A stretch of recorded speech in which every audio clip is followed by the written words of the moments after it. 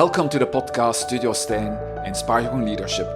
I learned in my life the importance of being inspired by others and to be surrounded by people who bring you new insights and perspectives.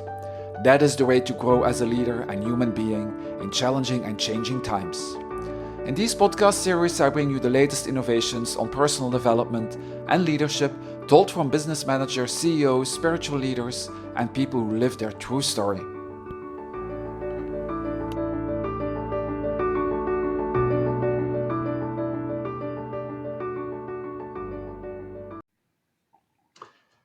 So I am your host, Stain Stas, executive coach, and absolutely addicted to podcast making. And today my guest is Taylor Johnson. Very pleased to have you on my show today, Taylor. All the way from Austin, Texas, isn't it? Indeed. Great to be here. Hmm. So let me introduce you, Taylor, to the audience. Taylor is a former National Football League coach, and from the beginning of his career, he has been coaching individuals and teams on unleashing potential, creating unshakable confidence, and achieving unstoppable performance. He started his career in the sports world and learned the practicals and theories of high performance in multiple settings on national level in the US. And since 2015, he is the founder and driver of his own company, Taylor Johnson Performance, where he partners with, excuse me, with industry leaders to give them a competitive advantage by adopting an holistic approach to their individual and team performance. And Taylor is also part of the Luminal Collective, a team of leading experts focused on human performance. That's quite something, Taylor. How did you end up in coaching? You have been doing it all your life. It seems like you were born as a coach. Yeah. Thanks, man. Well, again, it's great to be here.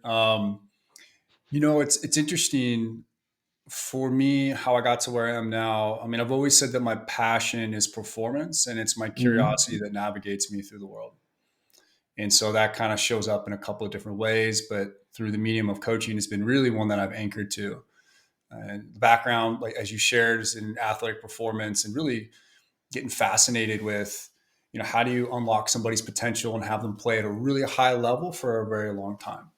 And so that just led me down a lot of interesting tracks and learnings, and very, very fortunate to have some amazing mentors and opportunities to allow me to do what Mm. I do now. What was your sport? Kind of all across the board, I would say early on, it was football, American football. Mm. Then I got really interested in martial arts. And so when I was 20, I left the country, sold everything I had, finished out my semester at community college, and moved to Thailand to pursue a career in Muay Thai kickboxing as a professional kickboxer. And that Wow. was kind of the first, I'd say, jump into a different evolution of who I was. I mean, being 20 and showing up in a country I'd never been in, I was completely by myself. That was a very interesting time for me. And I grew up a lot in that period of time. It Mm. really became, I think that's really when it anchored in my curiosity and fascination with human performance. Was when my trainer signed me up for my first fight. And I walked into our training room that day, and they kind of pointed this board and like, you fight 8 weeks. And I was like, oh shit. And it became very real for me. And it was, and that was the very much a gateway into how I started to view performance and how to prepare for Mm. it. What made you decide to run away from the States and run off for Thailand? Uh, it's interesting. I wouldn't say I was running away from the States. I think I was moving towards something that I felt really called to. Okay. I remember waking up one morning, and part of me was just like, just something didn't feel right. Something felt off. And Yeah. so I think part of what I was drawn to was wanting to just change my environment. I think even back then I had this sense of our environment matters. And so for me, shifting that environment and thinking about, okay, well, what are the Mm. things in my life that I'm really drawn to and curious about? And at that time I was training in kickboxing in the States, and I thought I was okay at it. And so I was like, okay, well, if I'm going to do anything, let me just follow the track of this medium or this outlet of creativity and physical activity and competition. And so that's what really took me to Thailand to pursue that. Should we be afraid of you as a martial arts specialist? Should be afraid of me? No, I'm a lover, not a fighter. What I've always said is like I won't start a fight, but I'll finish one. Um, Okay, yeah. yeah, it's the thing I love about martial arts when you really train it is you just learn a deep level of respect, and it's respect for yourself, it's respect for others. At least the individuals that I've come across that train at a very high level, they're not out there looking for fights. It's really about, hey, how can we just like talk through this, have a conversation about it, and if it comes to it, okay, well then you can fight and defend yourself. I think I'm more interested in the ability to defend myself and my family than going out there and starting fights. Now, when I was younger, it might have been a little bit different, but now being a little bit older and wiser, that's how I Mm. feel about it. Would you say that it is a misconception of high performance that they are very tough and relentless towards others? Is that and when love comes in, or as you describe it, it's a better combination, or maybe even um, a great factor for success when you combine those two. Sure. Yeah, I think I'm not sure what the perception might be. I mean, maybe the perception of these high performers, or are you talking about specifically in sport or just No, in all no, in arenas? general. Yeah. I mean, I think having the competitive advantage or the competitive edge is an advantage for sure. Mm, And I also would say it's that being complemented with just a broader sense of awareness of who you are and how you want to navigate the world. Everybody's mm, got their everybody's got their switch, right? And I think it's really important to understand like what actually makes you tick and how to flip that switch to get you in a specific state so that you can perform when it matters most. And I think that's part of what can be learned across different industries where they are performing under pressure and mm. deconstruct, well, how do they allow themselves and train themselves to get into those states consistently and be able to do that at a high level. So, how would you describe the state of a high performance? When is that? How do you achieve that? This state of high performance. That's a great question. I think, well, one, just taking a step back, I think we're all performers. Mm, Right. It doesn't matter if you're a doctor, lawyer, soccer mom, stay at home dad. We all have an arena we step into each and every day. And so I think when mm, you look at it through that lens, it's like, hey, at the core level, we all want to do our best. We all want to do well in absolutely. whatever we're doing, whether it's parenting or being a good husband or being a good friend or being a great coach or being a great competitor. So I think like that just kind of like levels the playing field and it's like, okay, at the fundamental level, we have an arena we step into and we want to do it well. And we probably want to do that well for as long as we choose to, right? Like not just one Yeah. day out of the year, but as many days as we can out of the year to show up consistently. And so when I think about it through that lens, it gives it a little bit more of a foundation to work from. And so I think high performance to be at a high level, I am a huge proponent of chasing optimal, not peak. And because I think a lot of people get caught up in like being a peak performance coach or a peak performing individual. And what I don't think they quite understand or appreciate is when you actually peak, what happens? You come right back down. Yeah. And oftentimes you come back down and you crash pretty hard, depending on how hard you peak and how hard you've trained to get to that point. Yeah. And so I'm really in favor of optimal. And part of that optimal zone is understanding and appreciating what is your upper and lower threshold. Meaning, like, what is Mm, that peak state? And like, what does that look like? What does it feel like? What is needed to get there? And how can you train for that? But then also, what's the lower threshold if you think of, what is just not enough stimulus at all? And so you can think of it, if you're familiar, for your audience is familiar with this inverted U. So if you take a U and flip it upside down, it's the Yerkes-Dodson curve, and it's the relationship between performance and arousal or stress. And there's a sweet spot. And so I think for a lot of these high performers, they're very well aware of where they are on that bell curve and how to either shift right or shift left based on the context of what's needed of them. And that for me really comes down to self-awareness. And to me, I think that's the biggest driver of performance. so, would you say that at the end of both lines of the reverse U, you really have to know your lows and your ups and your peaks to Yes. find that optimal. You have to go to both sides of the line. I think that's You part have of to it. explore them. I think that's part of it, right? I think part of it is like the example I give is, you know, and I'll ask you this question. I mean, have you ever, are a coffee drinker or tea drinker? Tea, I skipped Tea? coffee. Sometimes I still do, but if I Yeah. drink coffee now, one cup and I'm shaking. Well, that's my point exactly. Okay. So imagine you have you have a shot of espresso. And so the question is like, well, when you have that shot of espresso, you are far right on that curve, right? Absolutely. It's probably too much stimulus and it's kind of defeating the purpose of maybe why you had that shot of espresso in the first place, right? You want to have Mm, more clarity, more focus, you want to be energized. But if you go too far extreme, well, then your hands are shaking, your palms are sweaty, your mm, mind's racing, right? You've gone too far. On the flip side, it's like waking up in the morning and just like not having a great night's sleep and you're lethargic. You're like, I just want to stay in bed today. Right. So you know what these extremes feel like. And then imagine, you've had the right amount of sleep, you've had your perfect cup of tea, you've had your morning routine or whatever the things that need to be true that makes you feel at your best. Like that's optimal, right? So then you know kind of what the full spectrum of the experience is, and you can start to think, well, how do I get myself more of these optimal days than the others? And so to your question, do you have to know the extremes? I think it's very helpful. I think the more you stretch and expand yourself and start to feel into what are those extremes, you can start to find mm, what that sweet spot is. mm. I think that's a beautiful way of describing it. So my next question would be, how come that some people only want to go to the peaks and Mm, others only want to go to the lows, and they like the lows, sure. they maybe wrap themselves up in kind of a depression or burnout or whatever you would call it, and others just want to stay in that peak performance. What is the psychological reasoning behind those two?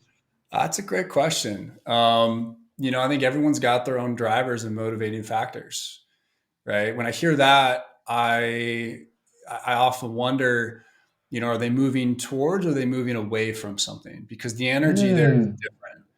And so if you're moving away from something, typically you're like, I don't want this, so let me run as fast as I can this way. That could be a very great motivator and a great driver. And let me just say, like, there is no right, wrong, good or bad, right? There's no No, no, judgment no. on whichever it is. What I've observed is if you're running away from something or moving away from something, it's a really fast accelerant, but it tends to dissipate and burn out, right? Or Okay, once you yeah. get that state, well, then you just kind of like the motivation just goes away. You're like, okay, well, now what? Versus if you're moving towards something, there's more of a motivating drive. It's a pull. There's more energy behind it, so there's more sustainability to it. So I Mm, can't say for sure, why people would get stuck on the extremes. I think part of it is like it's a little bit of that the dopamine. Actually, this is yeah. my thoughts on this because I've had this conversation with a couple of colleagues before. Part of what may be happening is, when you're in those states on the extremes, on the high or the lows, there's a there's a benefit to that.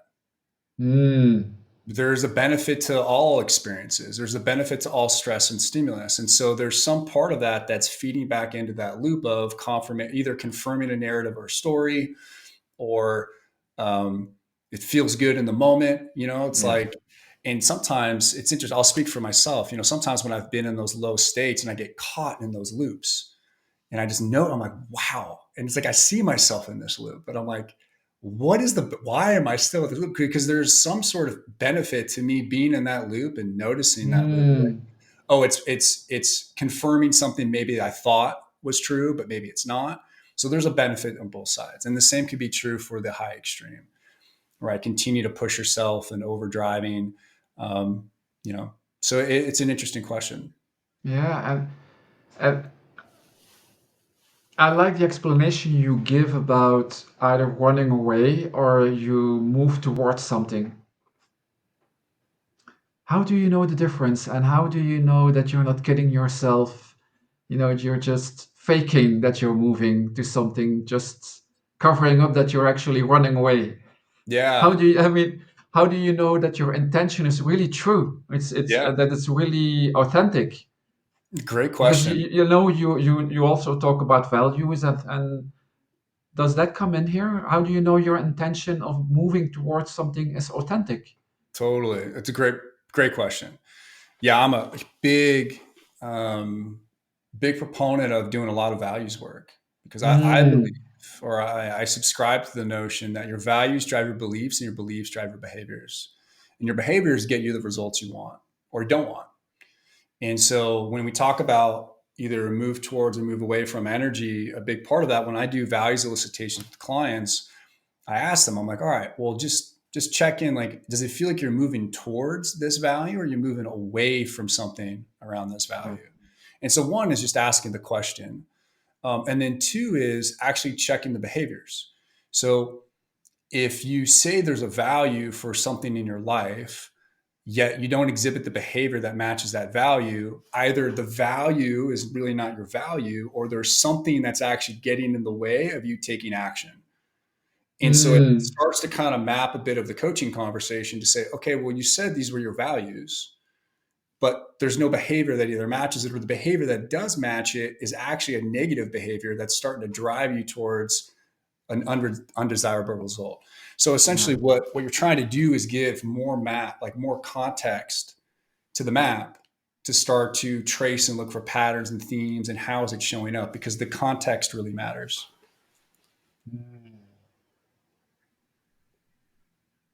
so discovering what's truly authentic and what's really valuable for you, what are your core values, is essential for a high performance. That, I'm a firm believer of that. I also mm, think getting a clear sense of your values and checking on your behaviors is important, and also doing as much cleanup work as you can to make sure your values aren't built on baggage. And what Because do you mean by that? Doing as much as cleanup as possible? yeah. So a big part of the work that I do with the high performers that I work with specifically is take them through a process called mental emotional release. So I became a master Mm, practitioner in NLP, which is neuro linguistics programming. yeah, Studied under Dr. Matt familiar James. with. His Yeah. father, Tad James, was the one who kind of came up with that whole style around mental emotional release. And what tends to happen is when you elicit somebody's values and you take them through this process of clearing out the baggage or getting clear, cleaning up whatever spillover, it's really around fear, anger, sadness, guilt, and shame. And so Mm, you're going in and you're rewiring and you're either removing a limiting belief or shifting a belief or removing a negative emotion that's linked to something around this individual getting the goal that they want. Right? Whatever could mm, get in the way of them getting that goal, a big part of the time it's up here. It's not the actual physical execution. yeah, Right. And I've never had a client not change their values when they go through release work. yeah. Now, what that means is a couple of things. One is they might have just not been clear what their values are.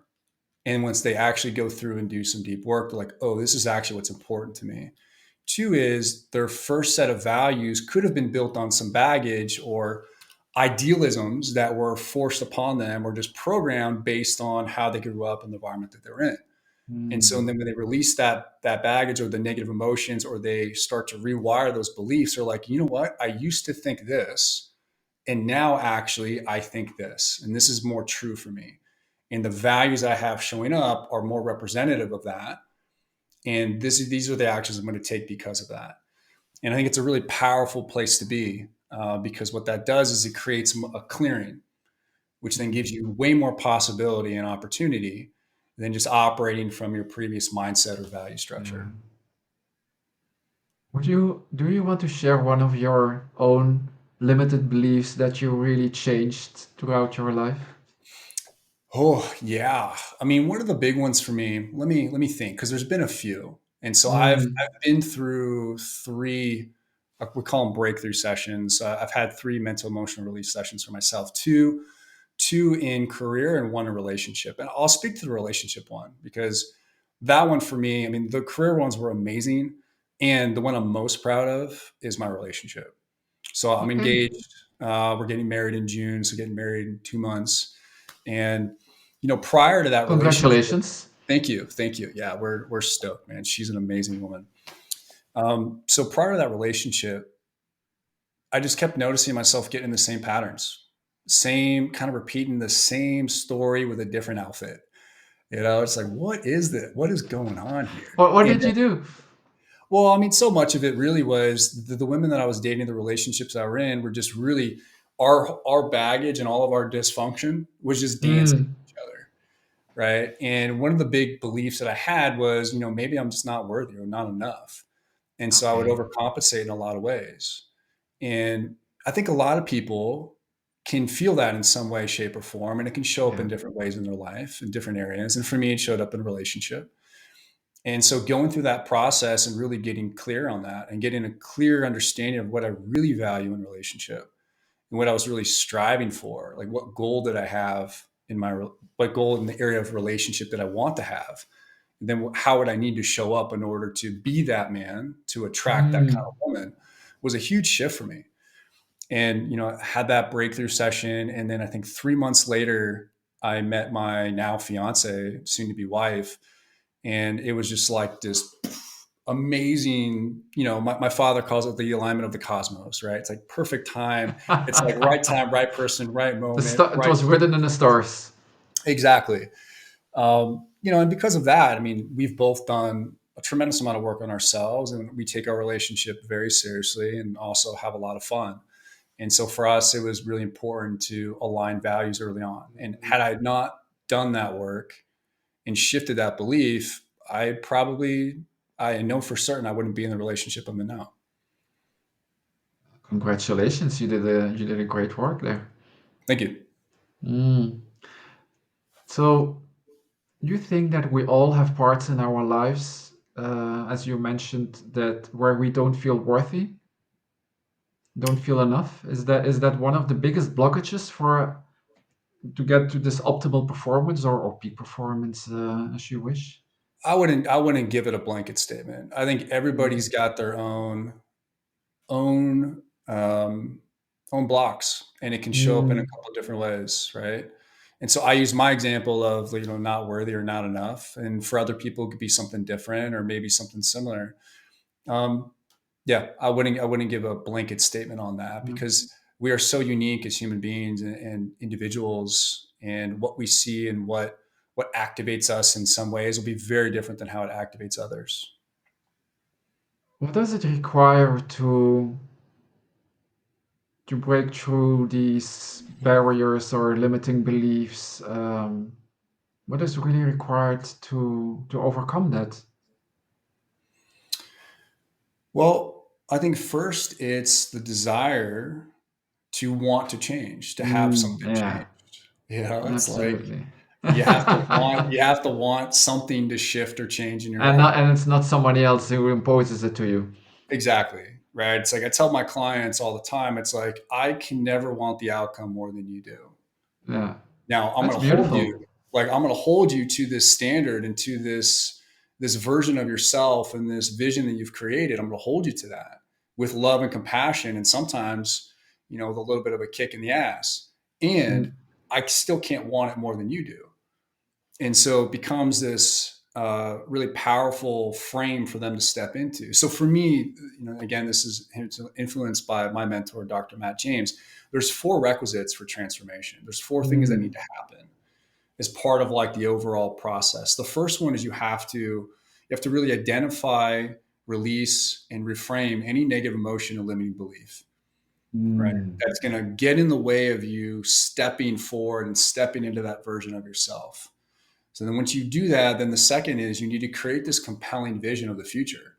What is the thing that you feel called to that pulls you?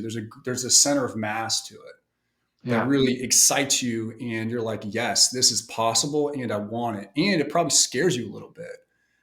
It's like my clients maybe I it work should with, scare you a little it bit. should scare you a little bit because you need to stretch. Because if it doesn't Yeah. scare you, you're not getting outside your comfort zone. You're not stretching. You're not growing. You're not learning. Mm, And so for me, when I'm with clients, when we go through the release work and then we spend a lot of time setting that goal and getting the values in alignment to go get that goal. And I tell them like, if they give me a goal that's I'm like, oh, you could do better than that. It's like, come on, push that thing. If it doesn't make you kind of like pucker a little bit, like then we got to really work on it. So that's the second thing. The third is you need to focus on what you want, not on what you don't want. And that's Mm. an important piece because what that speaks to is once you've done the release work, once you've set that vision, you have that goal, you need to constantly remind yourself of the thing that you're going after because we can easily get distracted. The world is full of distractions. We have these weapons of mass distraction right here, Yeah. right? And so it's constantly focusing on what it is that we want and not on what we don't want, which requires the mindset and the belief to choose possibility over problems because we can Mm. always find problems. And it can be harder to find possibility. So it's about the mindset shift that's required.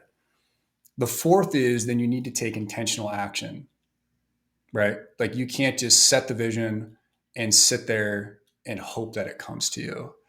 I forget Pray who to said, God. Pray to God. I know, right?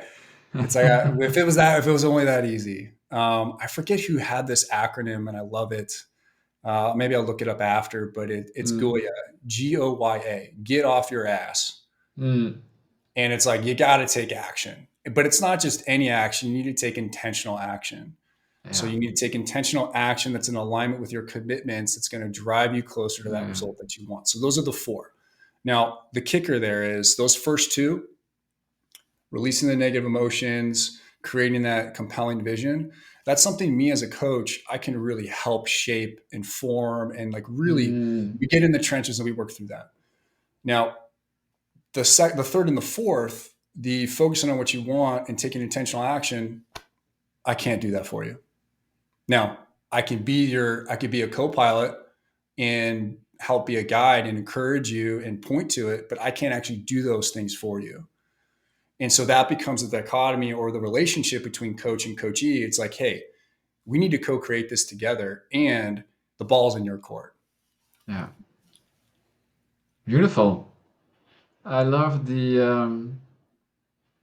I often make the difference in the last one between the core actions that you have to make and the side actions. You know, those actions that distract you, because often we mistake we we confuse ourselves what actions are really contributing to our goal or our mission or what we have stated out, and we let us distract by actions that are actually not necessary. Yeah. It's very easy to Mm, do. Right. And so again, easy. it's not good, bad, right, or wrong. It's like how quickly can you catch yourself doing those things and bring yourself back to, okay, what's really important here? What have you seen in your career, if there are any, are the true characteristics of people who keep on driving? Because it's easy to get a peak performance, but to Mm. stay at a peak level or an optimal performance is way much more difficult to obtain the same level of performance and not go back down again. So what is it that keeps you on that high level? Like Roger Federer, for example, you Sure. have you have many tennisers who or football players who peak for one time and then they fall off again. So what is it Yep. that you need to do to stay on that level?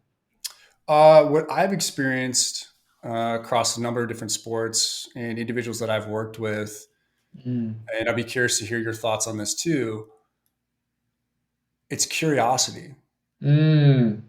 because the curiosity is what keeps them on their edge. Yeah.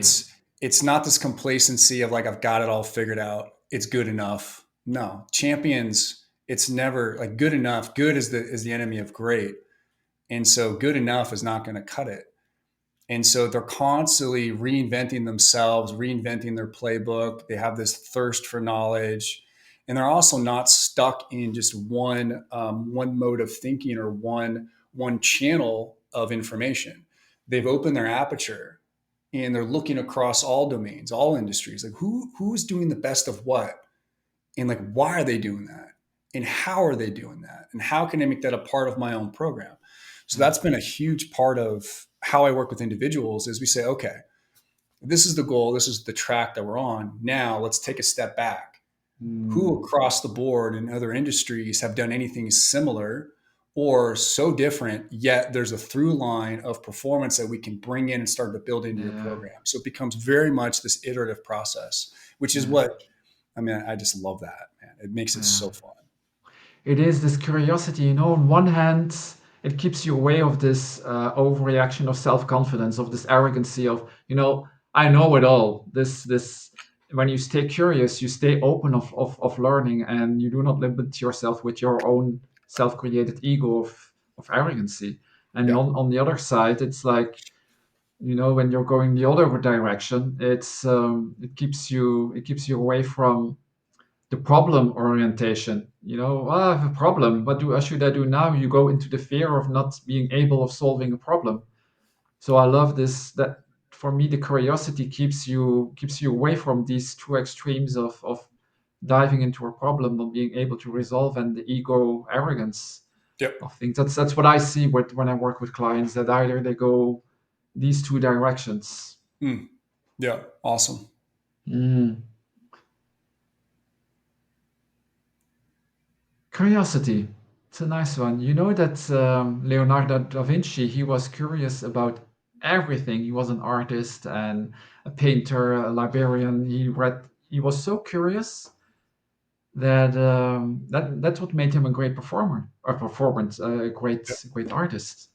It's the people who stay curious. Yeah. It was his obsession with his craft Yeah. and starting to understand everything in and outside of his craft to continue to develop and evolve himself. I mean, he was Mm, a huge driver in this renaissance of creativity and artistic ability yeah, and just continue absolutely. to up level himself, which is just wild and really inspiring.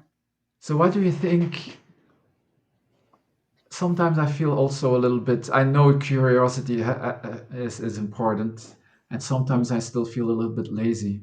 You Hmm. know, it's like, oh, not today. I Sure. want to Yeah. enjoy my breakfast. So, what is it? What kicks in when you're getting this feeling of, nah, doesn't matter, not so important? What is it that kicks in then? Talk about for me personally or for individuals Of I work in with? general for you personally, yeah, Yeah. So the question is, do I have those moments where I'm like, oh, it just doesn't matter. I'm not as yeah, motivated. Um, well, motivation's a fleeting thing, just mm, like any other emotion. If you give an emotion like 3 seconds, they give it a 3 beat and just kind of breathe through it. That emotion could potentially dissipate and pass. I think motivation is the same thing. And so I don't think motivation is a good benchmark or good fuel for being able to do the things that you want to do or need to do. I think having more conviction in the vision of what you're driving towards is probably a more interesting thing. And speaking for myself, like I'm human, man. Of course, I've got days where I'm like today's not the day, but what can I do? What can I do mm, today that's going to be even just, even 0.5% better? Like we talk about 1% better, but what's even a 0.5%? And so a lot of the work with my clients, they're very much high performers and incredibly driven. And in a lot of cases, don't do a great job of acknowledging themselves for all the amazing work that they do. It's just on to the next thing, on to the next thing. It's never going to be enough. Keep grinding, keep building. And that's great. And as we know, like that's probably not sustainable. And so part of the work that we do with them is we hunt for wins. Like we make mm, time to say, okay, what did you do great? What did you do this last week? What did you do yesterday? That was a great that how it may not have been on track with your MIT or most important task, but it was something that was good enough that gave you this sense of like, okay, that's a win. What do you mean by good enough is really, it's like, hey, what's a small thing you can even be grateful for? Right. Sometimes it's just shifting the context of the narrative entirely and saying, hey, it's not striving for these big, huge goals. It's like, what's just one small mindful moment that is like, oh, yes. Like my breakfast this morning, eating outside on my porch and looking at the trees, being like, oh, that's a win. So even mm. if nothing else today goes the way I want it to go, this moment in itself is a win. And something I started doing with clients is I give them a brag zone. So we put 2 minutes on the clock. and they brag about themselves. And I work with a lot of men specifically. I work with women too, but most of my clients are men.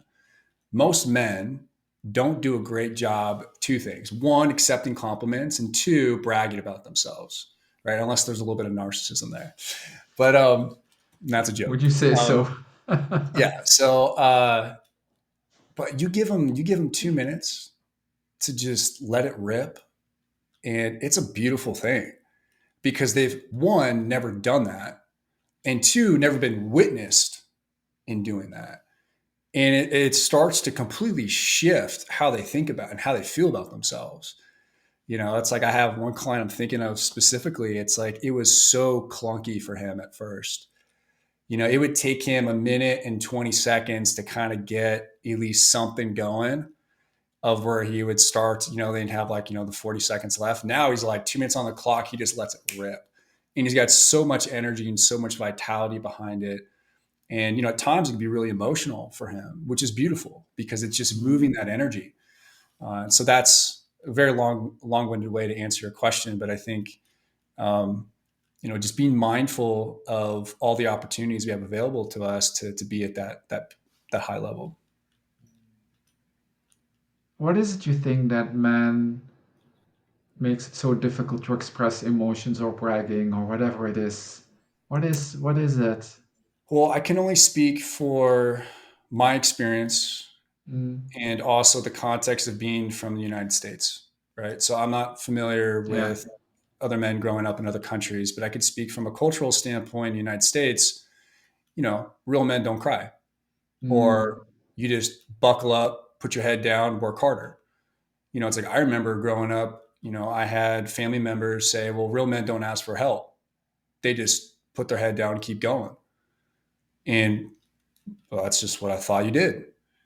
And it also, I took that identity on, especially coming up in sport, right? Coming up in sport in the USA is very, very competitive, as I'm sure it's very competitive in other countries as well. But there's a mm, bit of like this toxic kind of frame around it, this container that it's in. It's like, hey, you don't cry, you don't complain, you just put your head down and work harder. Now, I'm grateful of those lessons because it's got me to a certain point in my life to be able to do that. And it became successful only to a point where it was the classic, what got me here is not going to get me there. And I needed to change my relationship with myself and how I worked and my output and my relationships in order to get to the next level. And so I think for men in the States, and again, speaking for myself and my experience and the clients that I work with, a lot of them, my clients, are former athletes. mm. So they played in high school or college and some in the pros or recreational athletes. And there's a lot of that, like, hey, you just got to work harder. You just got to grind harder. And it's like, that's not the answer because it's only going to get you so far. Like you can keep grinding harder. But to answer your question, I think it's really comes back to just kind of a cultural norm and the program that we're brought up in. And I think men just kind of adopt that and they take that pretty seriously.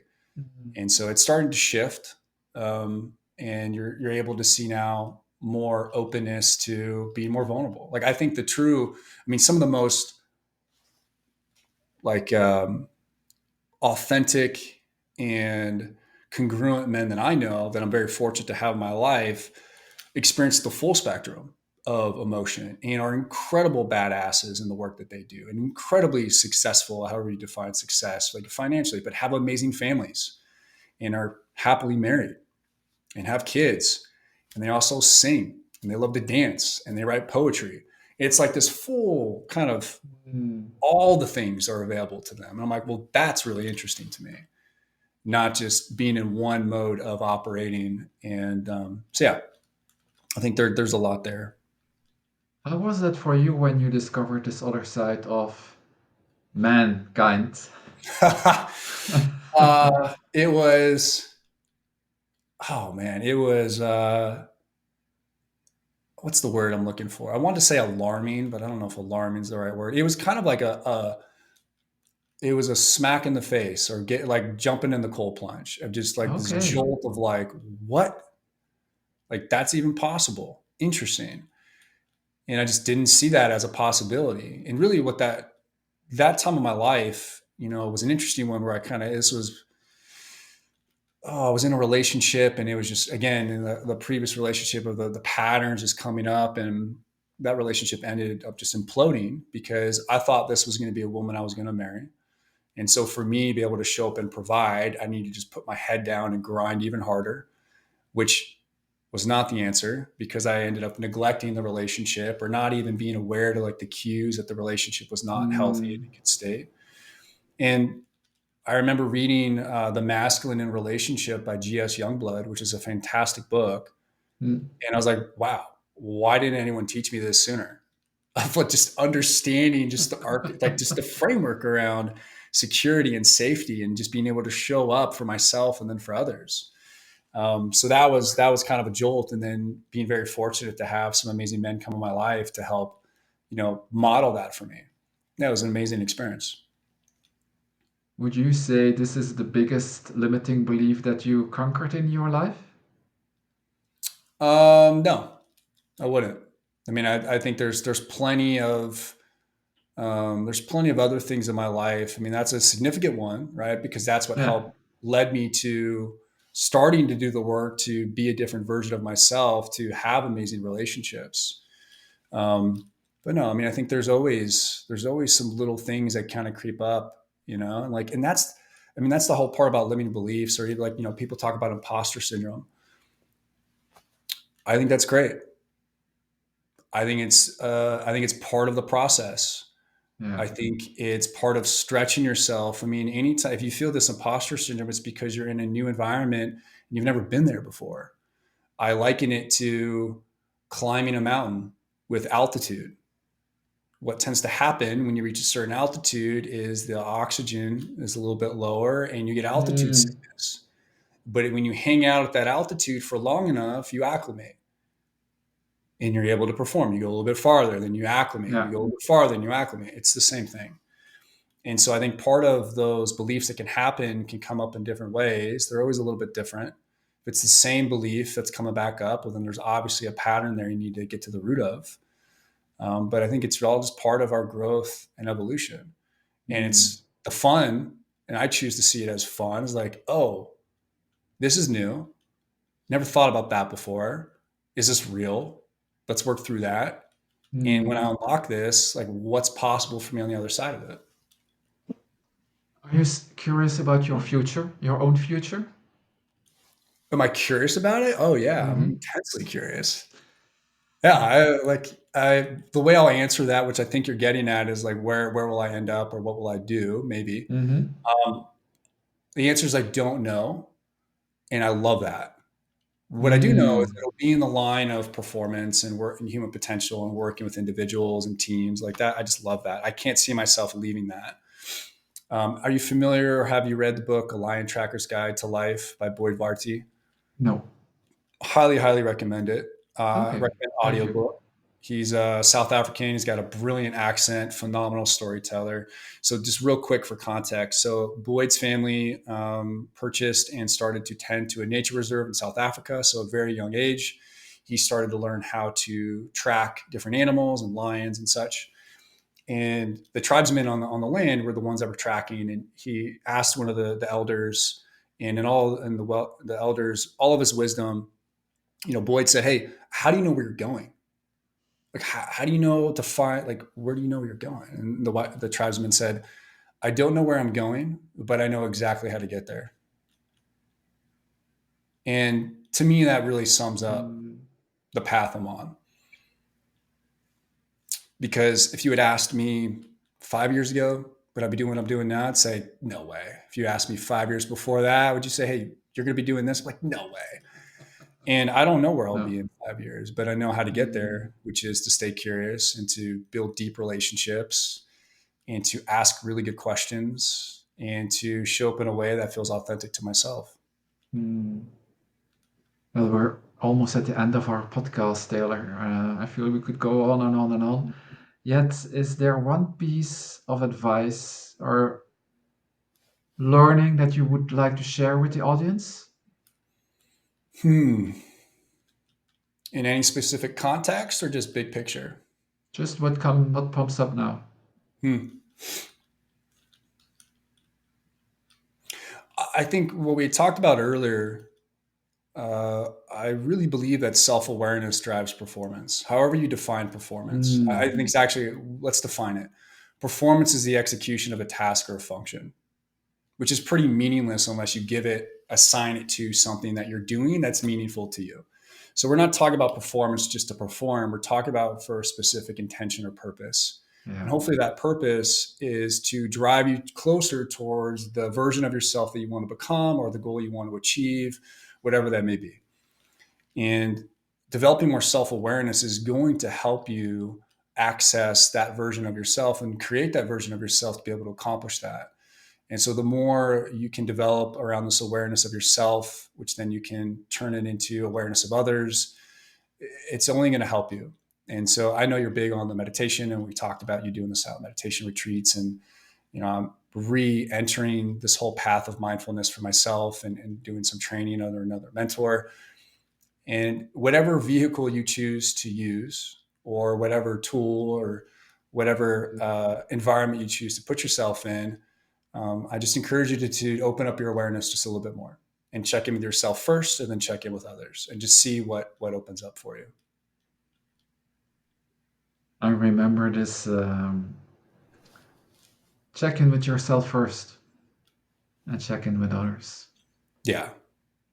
Thank you, Taylor, for this beautiful, fascinating conversation. And I hope the listener also enjoyed it, because that's for me one of my mission statements, to inspire and to motivate others through connecting with people all over the globe. Because it is indeed so important to create self awareness about who we are and what we can mean for each other. So thank you, Taylor, for your conversation and being on this show today. And thank you, dear listener, for listening and keep on tuning in into this podcast. So see you next time. Thank you very much. Thank you, Taylor. Thank you very much for listening to Studio Stain. If you want more inspiration, just go to my website studiostain.com or go to the Spotify website, iTunes on inspirational leadership. You can also share this podcast with others who might benefit from listening to these inspirational talks. Thank you very much, great people.